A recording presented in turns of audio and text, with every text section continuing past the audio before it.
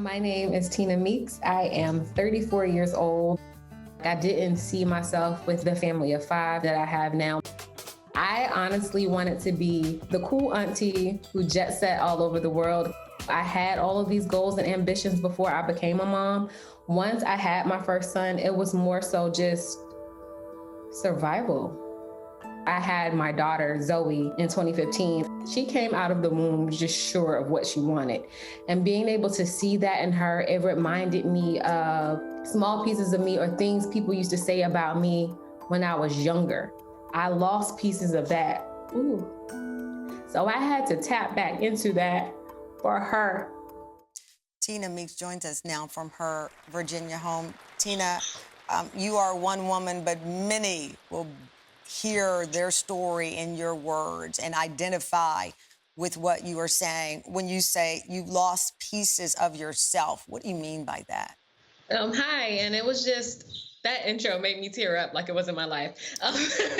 But when I say that, I mean that it was just things that I used to be passionate about or enjoy or, put first for myself that I had stopped doing because I was putting my kids first and their needs and our family and just making sure that they were healthy and happy and whole, so much so that I wasn't doing that for myself. Were you expecting to feel that way at all? I know even though I was a late in life mom, people always said, you're going to become Moses' mom. You will have to put everyone, or you will put everyone ahead of yourself. I'm sure you heard those kinds of things, but how did you process that? Well, when I had my first child, I was very young. I was 22. So I really didn't even have a moment to process it. Life just came at me so fast. And it was just all about, like I said, surviving and just making sure that he was okay, that he could eat, that he had just like baby essentials. After we got married, we had my daughter, our second child. And that's when it felt like we were planning for her and wanting, to actually grow our family. And we were doing it, in the order that you should do it. And that's when I started to see what I thought motherhood was going to be and what family life was going to be like. It wasn't anything like they make it seem in the movies. It was a darker side or a more difficult side of motherhood that people don't talk about enough. And that was one of the reasons why I ended up starting my blog. Because you were a young mom the first time before your daughter, when you would talk to your friends, did you feel like, oh, man, I'm missing out? I mean, they're jetting off to vacations or they're able to spontaneously do things, but you were not able to participate, but yet these were still your friends.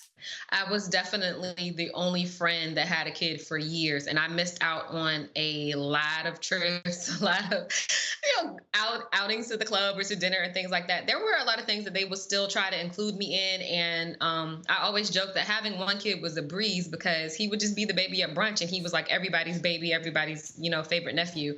But there were a lot of things that I missed out on, or just if I were to speak to younger me, and I wouldn't trade my son for the world, there was a lot of life that I feel like I did not get to live because I became a mom so young, that my advice to someone else would be, to live life. Yeah. You can have the kids later. You mentioned that, the darker side of this. Did it start to seep into your self-esteem? Did it start to seep into your marriage and affect it when you would think, okay, gosh, I'm missing out, or if I hadn't done this so early, I'd be living a different kind of life?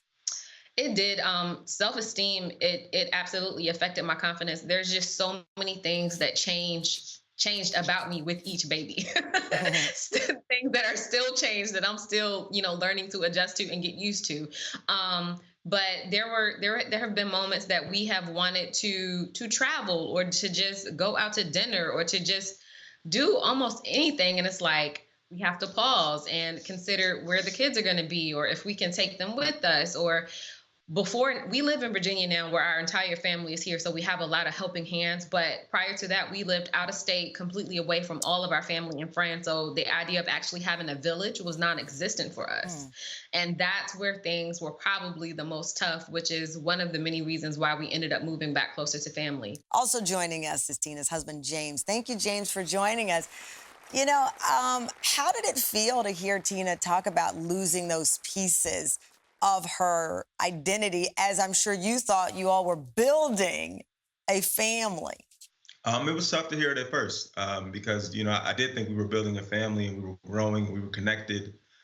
So it was hurtful at first, but I had to put that to the side and really understand why she felt the way she did, and then figure out what I could do as a partner to help support her, to pull her out of that, to make sure that she could find herself individually in the midst of us having our family too. What did she say, James, that helped you understand what she was going through? I mean, I think the tears helped me at least pull me in first. It wasn't the words; it was the tears. And then from there, she was, telling me how, she felt lost. She felt like she was losing a part of herself. She felt like, it was. She would make comments about wanting her body back and just wanting different things back that she had before we had the children and the family and the life together. So.